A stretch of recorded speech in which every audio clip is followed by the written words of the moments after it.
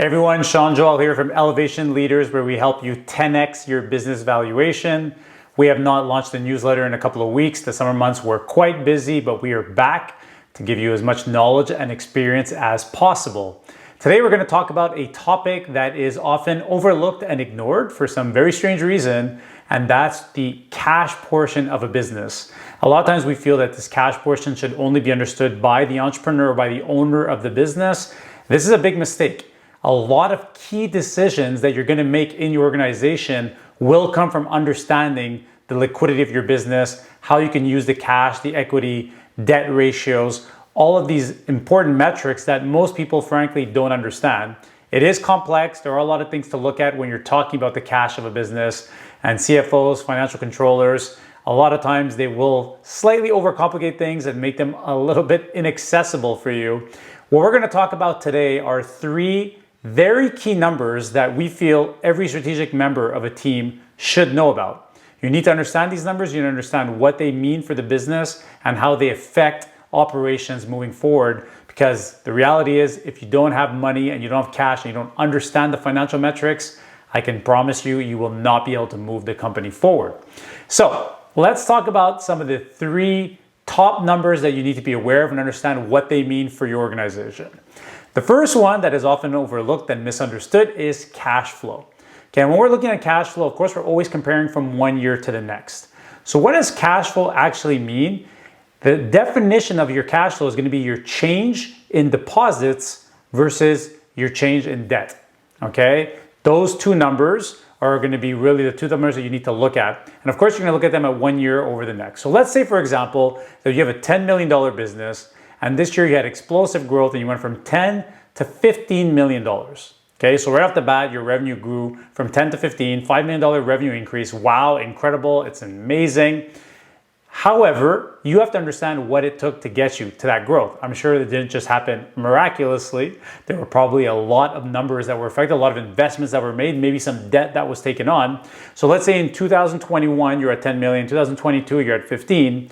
What you need to look at is the difference in your deposits and the difference in your debt, both short-term and long-term when you're talking about cash flow.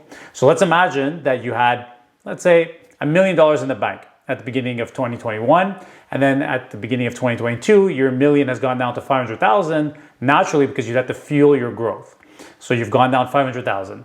And let's say your short-term debt has gone up $1 million because you had to take on a little more debt to be able to provide this rapid growth. And let's say your long-term debt has gone up $2 million. So that means that your cash has gone down 500,000 in your bank account, plus you have $1 million in short-term and $2 million in long-term debt. That actually puts you at a negative cash flow of $3.5 million from 1 year to the next, which is really not uncommon in companies that are growing very rapidly, but is incredibly dangerous because having that kind of growth, taking on more debt, having less money in the bank means that your business is more at risk. So let's say that was the actual ratio that you went through from 1 year to the next. This would actually be incredibly alarming and very detrimental to the business. So we have to see if you're able to grow without negatively affecting cash flow to that type of level. Okay, so that's number one, cash flow, understanding what your cash flow looks like from 1 year to the next. The second number we're going to talk about is operating profit. And operating profit, when we're talking about that, what you're looking at is your gross margin minus your overheads. Okay, so your gross margin is going to be when you're taking your goods and services, you're taking what it costs to sell them, so your revenues, versus what it costs to produce them. That gives you your gross margin. And then your overheads have a lot of different costs into your overheads. There could be some things that are fixed, some things that are fluctuating, but there are differences in the overheads. So once you understand your gross margin minus your overheads, then you're going to end up with your operating profit. This is always before EBIT, okay? Before earnings, before interest and taxes. So you want to understand where your number is at. That operating profit is what's going to allow you to make other investments in the business. So if you have a decent gross margin, but you have a crazy amount of overheads, well, then you're going to have such a small amount of operating profit and you won't be able to move forward and work on the right things you need to work on. Okay, so that's the second number you need to look at is operating profit. Finally, not least important, is working capital. So a lot of people don't understand how working capital works. It's actually a super simple number And a lot of people you'd be able to calculate this in about 30 seconds, but people don't take the time to look at what their working cap is actually at.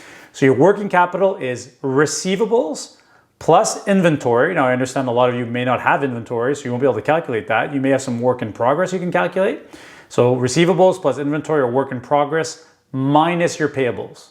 Okay, so let's say your receivables are at $1 million, and let's say your inventory is at 2 million, so you have $3 million, and your payables are at 1.5. So you take your 3 million minus your 1.5 in payables, and that leaves you with 1.5 million in working capital, again, to be able to make a lot of key expenditures, bring in more inventory potentially along the line. And of course, that's going to be affected by how quickly you can receive your cash, how quickly you can collect, and how slowly you can pay.